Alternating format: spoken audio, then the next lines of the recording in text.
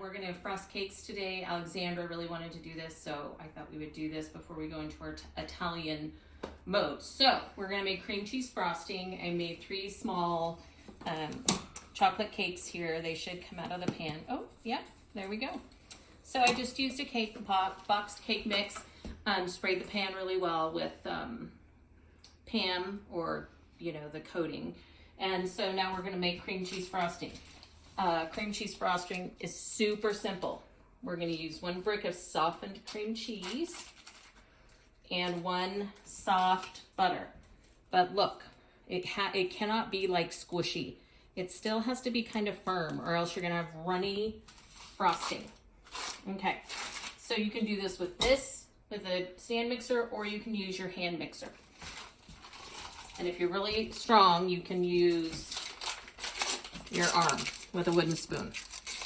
Okay, so we're gonna put 1 thing of cream cheese and 1 thing of butter, and we're gonna lift this up. We're gonna use a whip. We're gonna whip it together. So you're gonna whip it until it looks like this. Make sure it's really nicely incorporated. Then you're gonna put a little bit of vanilla. This is vanilla paste, which is what I use at home. You get it off of Amazon, but you can use just regular vanilla. Now, this is the kind of gross part. You need to use about 4 cups of powdered sugar. And I put probably about a cup at a time in and mix it up until it's really good and incorporated. And then I put the other cup and the other cup. Okay, we'll see you in a minute.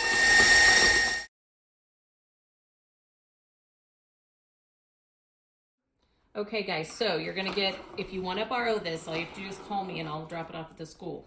This is called a turntable, so it'll turn while you're frosting your cake. So you're gonna take a little blob of frosting and put it on here, because it will help to hold your cake in place. You're gonna pull your cake out, kind of smush it down on there. You're going to use an offset spatula, which we've all talked about, I think. You're going to get a little blob and you're going to do this. So this first layer is called the crumb layer. See all the crumbs? Because they're going to come up into the frosting. And so it depends on how much frosting you like.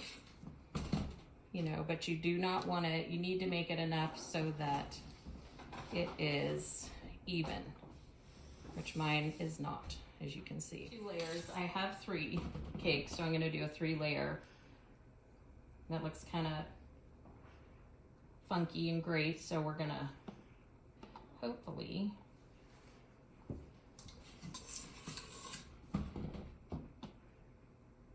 do this. All right. So now we're going to put this top layer on.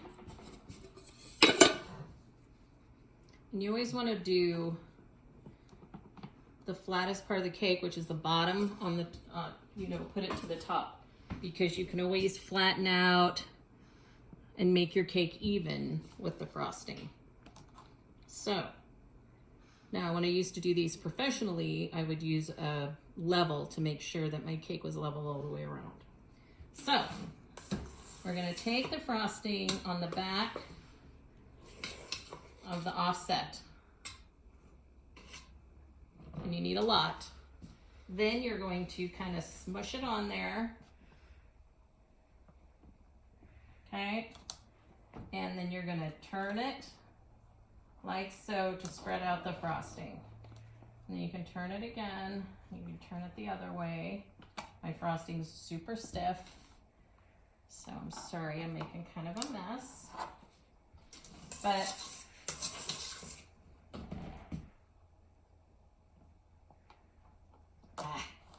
darn it. Now, let me tell you, if you freeze your cakes, it's a heck of a lot easier to do this, which of course I didn't. Okay, so you're just going to turn it like so, and your frosting should go on there nice and smooth, like mine isn't going on.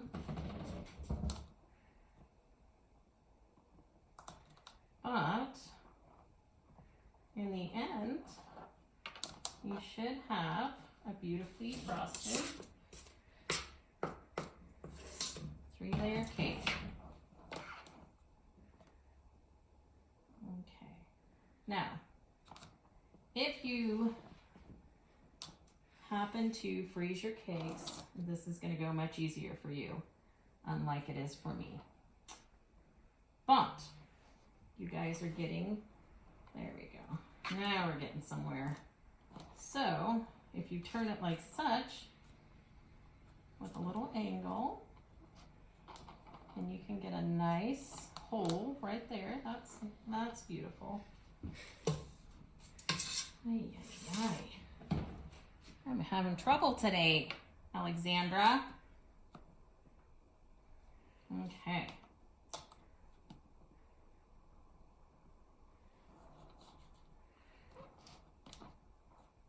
So, guys, if your frosting is this thick, add a little milk so it's a little bit easier to frost. I just got my offset spatula a little hot with some water and see how it's working a little bit better.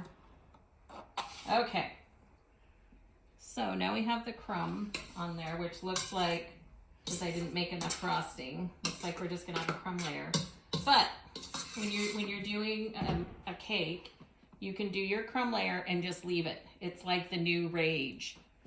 Very little frosting, more cake than frosting, and who likes that?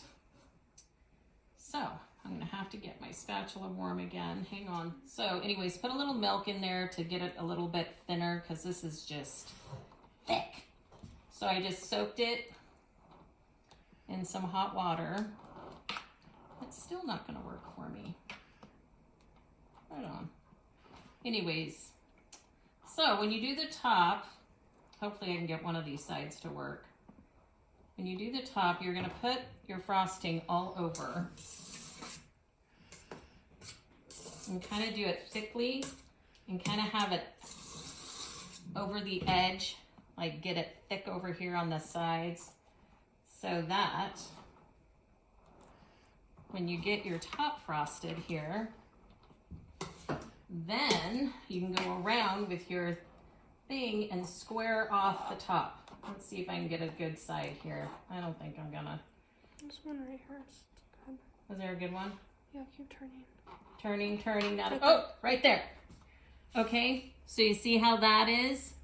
That's how the edge should look. Not like that. So, I totally did not do a very good job here, guys. Sorry about that. But you get the gist of it. That was just Hunter sneezing in the background. Not on the cake though, however. So, anyways, guys, that is how to frost, terribly frost a cake.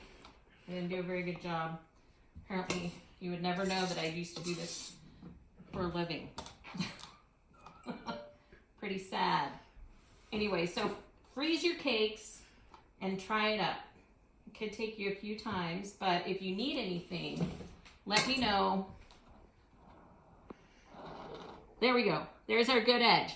So when you pull it around here, you're gonna have this nice square edge on the top. Anyways, guys, thank you very much. We're gonna do raviolis on Wednesday, and so please watch it. Thanks so much.